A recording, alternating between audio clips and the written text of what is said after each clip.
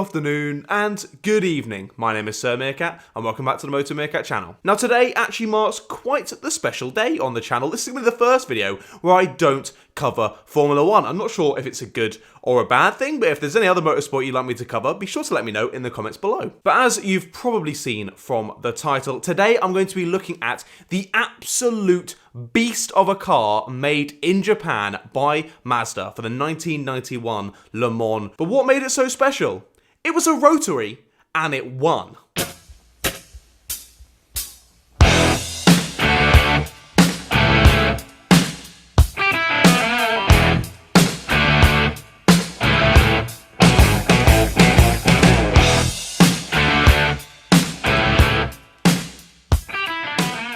But some of you out there might be saying, Meerkat, what on earth is a rotary? Well, I'm glad you asked. Instead of moving pistons creating combustion like in a normal engine, a Wankel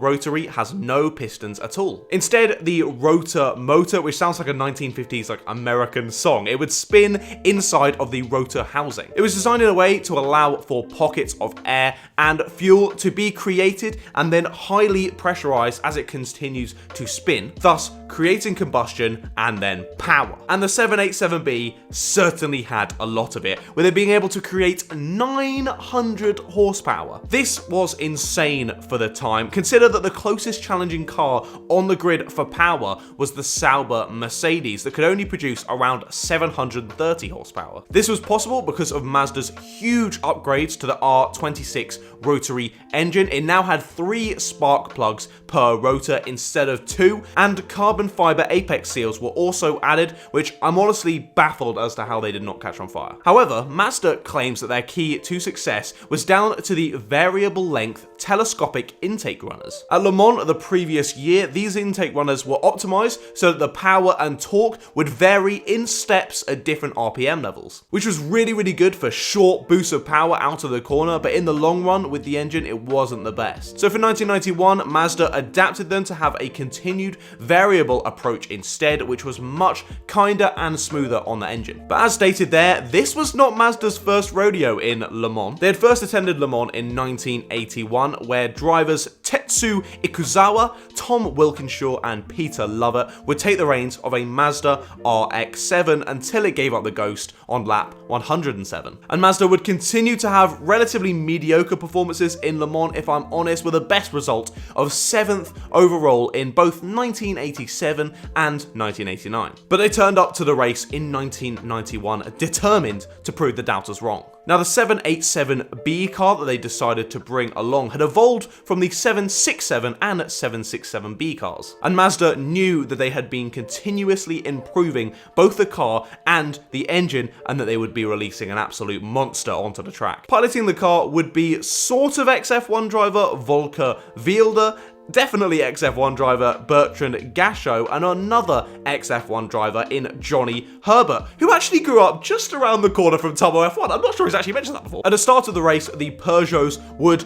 pull away, closely followed by the Mercedes Sauber cars. But as both the Peugeot and Mercedes began to have mechanical issues, the Mazda and Jaguar cars would begin to rise up the order, and Jaguar had won the previous year. Now, being a 24-hour race, Mazda knew it was going to be a kind of race of attrition, which meant that they had decided to limit the engine's output from 900 horsepower to 700 horsepower. Obviously, with the rotary engine, this was to favour the reliability heavily, and it really worked out in their favour in the end, as only 12 cars of the 35 that started the race would actually finish, as Josh Ravel would say, bruh. So after 362 laps of racing around the Circuit de la Sarthe with no mechanical problems at all, the number 55 Mazda speed car would cross the finish line in first position, to the absolute amazement of all the crowd watching on. Look at that footage, all of them sprinting on the track. It looks so sweet. The engine was in such good condition, in fact, that at the end of the race, mechanics stated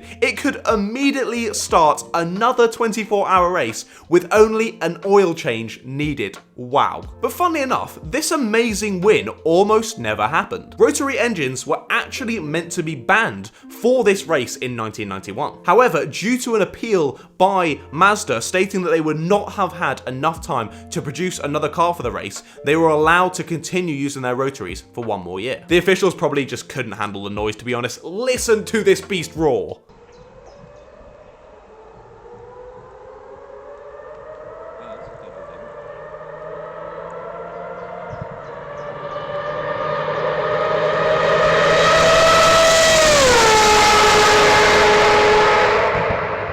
So this rule change that was then going to be brought in 1992 meant that Mazda had really sent off their rotary engines with a bang, taking a win that would be absolutely impossible to do today, and also becoming the only ever Japanese team to win Le Mans. Well, that was until 2018 when Toyota also managed to win. But there we have it. That is the story of the Mazda 787B.